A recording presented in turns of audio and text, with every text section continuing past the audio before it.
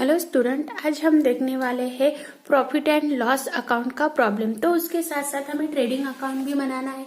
तो देखो, from the following trial balance of the Raju and sons you are required to the prepare trading account and profit and loss account for the year ended 31 March 2018। अब debit side दिया है और credit side दिया है। तो ये debit side में wages दिया है, मतलब जो भी एक्सपेंसेस है वो डेबिट साइड में दिए है, जो भी इनकम है वो क्रेडिट साइड में दिए है। तो उसके बाद उन्होंने नेक्स्ट दिया है हमें एडजस्टमेंट। तो ये क्लोजिंग स्टॉक दिया है ₹56,850, मतलब एडजस्टमेंट है। तो ये एडजस्टमेंट की हमें 2 एंट्री करनी पड़ती है।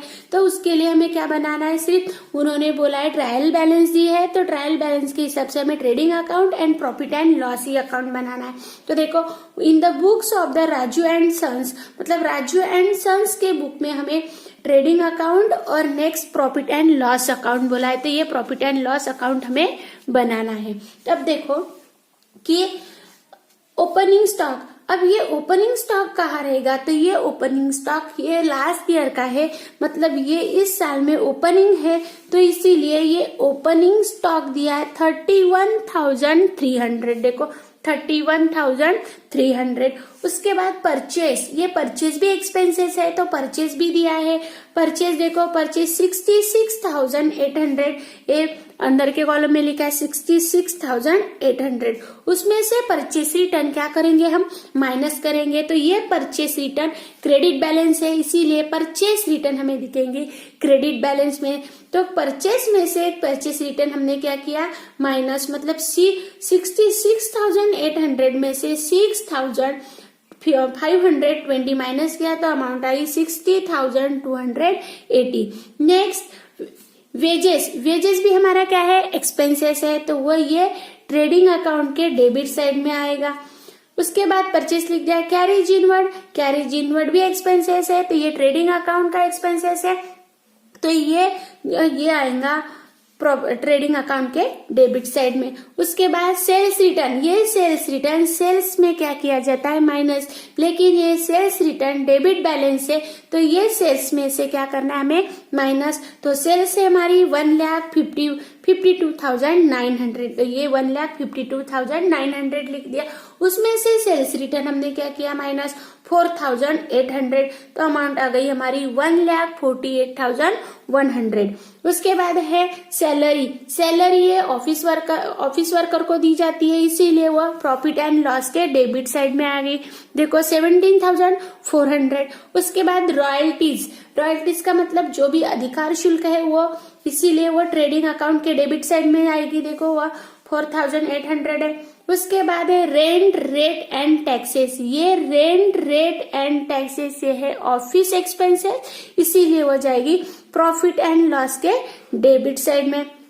उसके बाद है बैड डेब्ट्स, बैड डेब्ट्स मतलब जो भी हमारे डेटर्स है, तो वो डेटर्स में अमाउंट नहीं मिली उसको कहेंगे, मतलब वो उतना क्या हो गया, हमारा लॉस हो गया। तो ये लॉस क्या करेंगे हम, बैड डेब्ट्स कहाँ लिखेंगे, प्रॉफिट एंड लॉस के डेबिट साइड में 500। उसके बाद printing and stationery, printing and stationery ये भी ऑफिस एक्सपेंसेस है 2,400, यहाँ भी लिखी 2,400।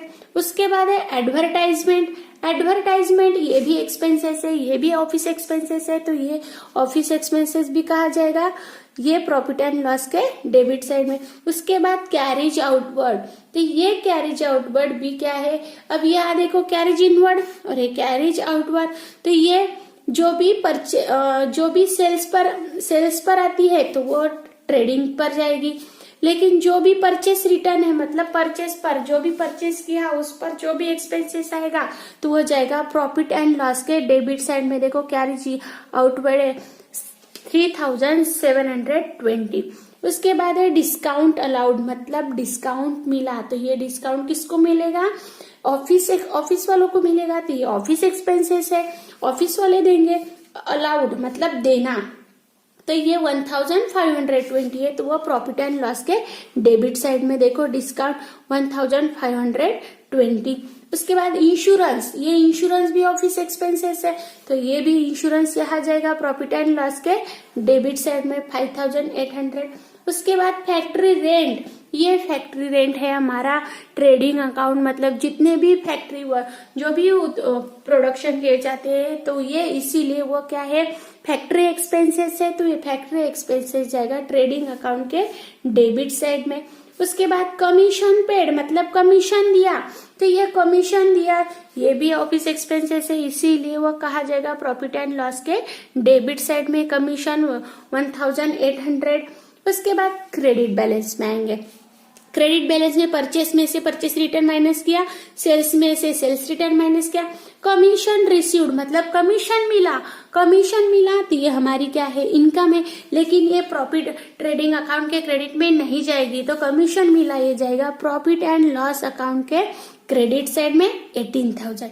रेंट रिसीव्ड, रेंट मिला हमें वो भी हमारी इनकम है, इसीलिए प्रॉफिट एंड लॉस के क्रेडिट साइड में। डिस्काउंट रिसीव्ड, डिस्काउंट मिला ये भी हमारी क्या है इनकम है, इसीलिए प्रॉफिट एंड लॉस के क्रेडिट साइड में। अब हमें क्या निकालना है, तो हमें निकालना है हमें प्रॉफिट हो रहा है या लॉस हो रहा है।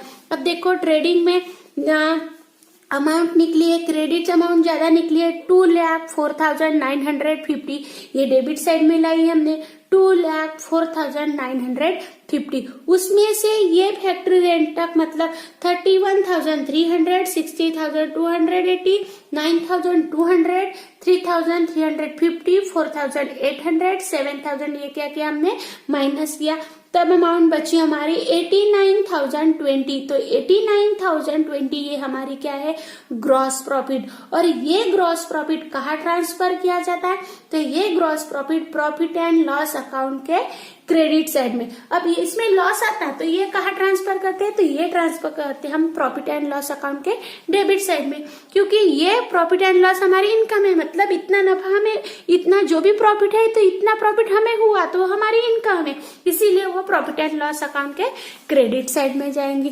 देखो बाय ग्रॉस प्रॉफिट बीडी मतलब 89,020।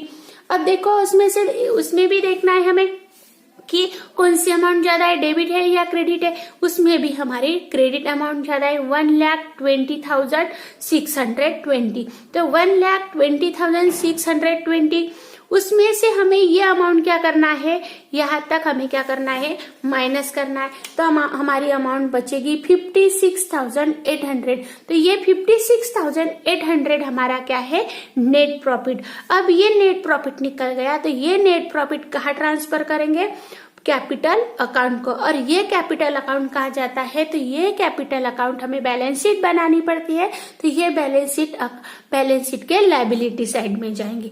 तो ये हो गए हमारे profit and loss account and trading account.